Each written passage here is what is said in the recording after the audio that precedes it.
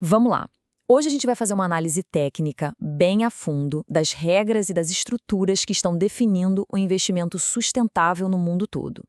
Nosso objetivo é mergulhar nos mecanismos por trás de como as empresas relatam seus impactos, tanto ambientais quanto sociais, e entender como essa nova arquitetura de informação está, de fato, mudando os fluxos de capital em escala global.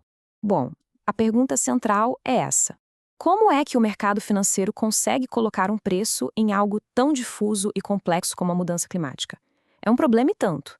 E é exatamente para isso que essas estruturas existem, para transformar riscos que antes eram invisíveis, como o impacto de uma empresa na biodiversidade, em dados concretos, em algo que o investidor possa de fato analisar.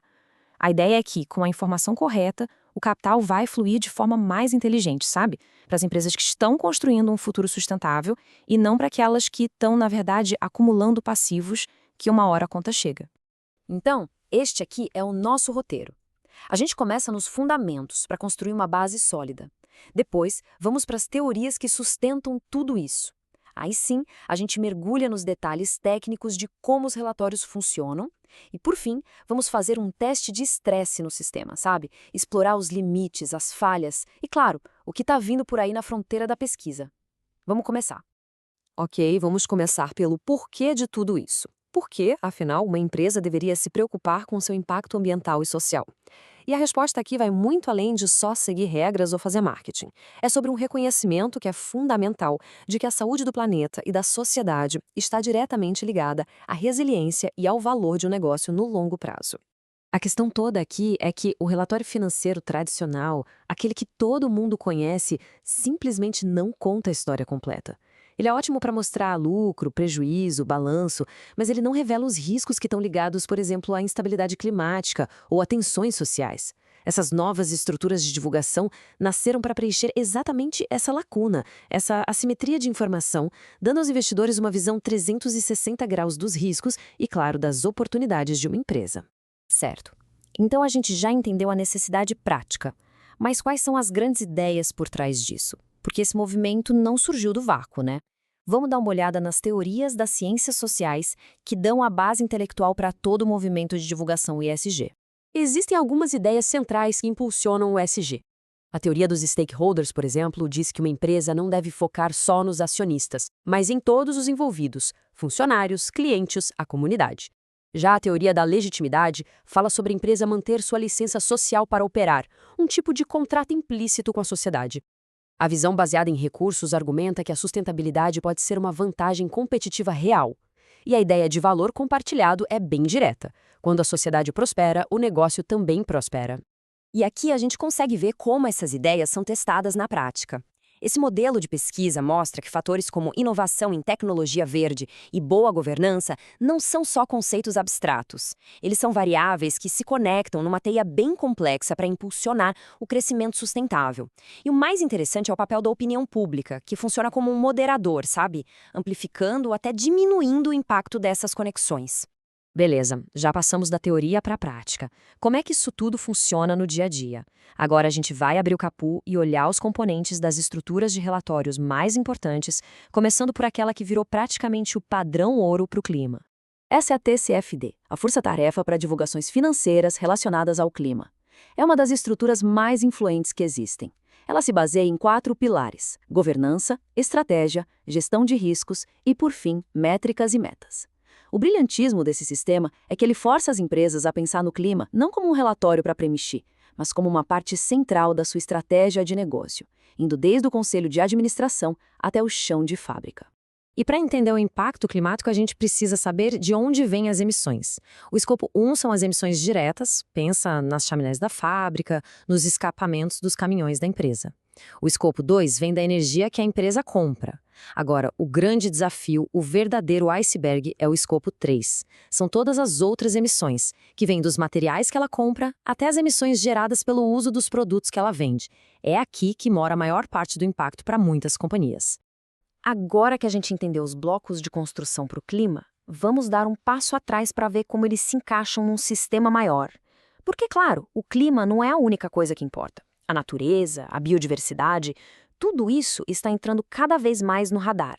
O TCFD meio que abriu o caminho, criou um padrão para divulgação climática. E agora, a TNFD está fazendo a mesma coisa para a natureza. Ela usa uma lógica muito parecida para olhar para os riscos como perda de biodiversidade, degradação do solo, da água. E isso mostra uma evolução muito importante. O mundo dos investimentos está finalmente começando a entender que a saúde dos nossos ecossistemas é absolutamente fundamental para a saúde da economia. E o mais interessante é que a TNFD não começou do zero. Ela, de forma muito inteligente, copiou e adaptou a estrutura de 4 pilares da TCFD. Isso mostra um amadurecimento do sistema. A gente está aprendendo e adaptando as ferramentas que funcionam para o clima para lidar com outros desafios ambientais que são igualmente críticos. Não precisa reinventar a roda toda vez. Olha, esse gráfico pode parecer um pouco assustador à primeira vista, mas a ideia central é simples e muito poderosa. Tudo está conectado. Ele mostra que não existe uma bala de prata para a sustentabilidade. Fatores como boa governança não levam diretamente ao sucesso financeiro. Na verdade, eles influenciam uma rede complexa de outros fatores, como inovação e engajamento, que, juntos, aí sim, impulsionam o crescimento. É um sistema, não uma linha reta de causa e efeito. Mas é claro que esse sistema de divulgação não é perfeito. Longe disso. Agora a gente vai para a parte mais crítica, onde é que as coisas podem dar e geralmente dão errado. Vamos falar sobre as limitações dos dados e sobre o grande e crescente problema do greenwashing. O maior perigo para a credibilidade de todo esse sistema tem nome: greenwashing. É quando uma empresa gasta mais tempo e dinheiro se promovendo como verde do que realmente fazendo o trabalho duro para minimizar seu impacto ambiental. Em resumo, é falar sem fazer, usando os relatórios para parecer bom em vez de ser bom. É uma falha sistêmica que corrói a confiança. E um dos maiores problemas técnicos é a qualidade dos dados. Imagina tentar comparar o desempenho de atletas se cada um pudesse inventar sua própria forma de medir distância ou tempo. É mais ou menos isso que acontece com muitos dados ESG hoje. Empresas diferentes medem as coisas de formas diferentes e as agências que as avaliam usam metodologias muitas vezes obscuras. Isso cria uma confusão enorme e torna muito difícil saber quem realmente está fazendo um bom trabalho. Então, vamos à pergunta de $1 milhão. Integrar ESG realmente leva a melhores resultados financeiros? Uma grande meta-análise da NYU Stern, que revisou centenas de outros estudos, descobriu que, na maioria das vezes, 58% dos casos, a resposta é sim. Só uma pequena minoria, 8%, encontrou um efeito negativo. À primeira vista, parece uma evidência bem forte, né? Mas tem um grande porém. O mesmo estudo que encontrou esses resultados positivos também deu um alerta muito sério. Muitos desses estudos são baseados naqueles dados de baixa qualidade e não padronizados que a gente acabou de mencionar. É como construir um prédio muito bonito em cima de uma fundação instável. Isso quer dizer que, embora a tendência geral seja positiva, a gente precisa ter muita cautela com as conclusões. Então, o que tudo isso significa para o mundo real das finanças? E quais são as grandes questões que os pesquisadores ainda estão tentando responder? Vamos amarrar tudo isso e olhar para o que vem pela frente. Esse é um resumo do que se sabe até agora, com base no estudo da NYU. Tem bastante informação aqui, mas vamos focar em alguns pontos-chave. Por exemplo, a primeira conclusão diz que os benefícios financeiros do ESG ficam mais claros e mais fortes no longo prazo. E a terceira sugere que o investimento ESG pode funcionar como um tipo de colchão, protegendo portfólios durante crises. Isso é crucial. Então, como exatamente a sustentabilidade se traduz em lucro? Não é mágica. A pesquisa mostra que empresas que levam a sustentabilidade a sério são forçadas a ser mais inteligentes.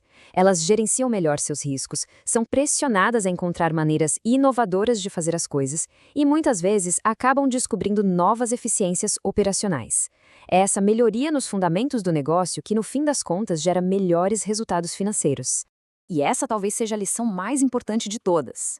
Só preencher relatórios não muda absolutamente nada. O que realmente importa, o que gera valor de verdade, é a integração profunda da sustentabilidade na estratégia principal do negócio. O relatório é só o reflexo de uma mudança real, não a mudança em si. É a diferença fundamental entre falar e fazer.